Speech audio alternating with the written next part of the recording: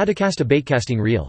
Baitcasting reels date back to the mid-17th century and first became popular in the 1870s. They are suited best to fishing for larger freshwater fishing species such as largemouth bass, northern pike, and muskellunge. Larger sizes are used for trolling for large saltwater fish such as marlin and tuna. Casting with baitcasting tackle can be difficult for first-time anglers to get the hang of, but can be mastered with practice. 1. Casting the reel.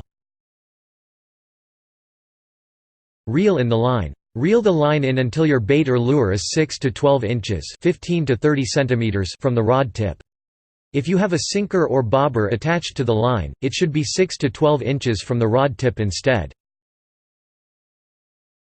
Hold the reel properly. Grip the rod behind the reel with your thumb resting over the reel spool. Baitcasting rods are designed the same as spincasting rods, and as with spincasting rods, most fishermen cast with the same hand they retrieve with, so if you prefer to hold the rod behind the reel when you retrieve, you'll need to switch hands when you cast. You may want to rest your thumb at a slight angle on the spool instead of pressing the very flat of it on the line. This will give you more control over the flow of the line during the cast. 4. Turn the rod so the reel handles point up. As with spincasting gear, this lets you use your wrist when you cast. If you cast with your opposite hand, the handles should point down. Press the reel spool release button. Baitcasting reels made since the 1970s have a mechanism to disengage the reel spool from the handles so they don't turn during the cast, allowing for longer casts. The first such models had the button on the side of the reel. Most models today feature a release bar behind the spool that you press with your thumb when you rest it on the reel spool.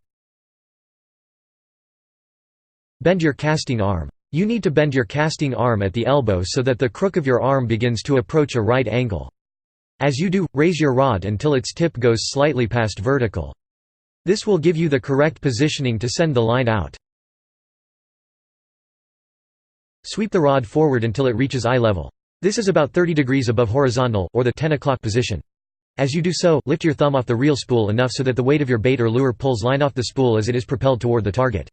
If you are casting with a long-handled baitcasting rod of the kind used in saltwater fishing, you'll want to use your opposite hand as a fulcrum from which to pivot the rod as you cast. Press down on the reel spool with your thumb to stop the bait when it reaches the target.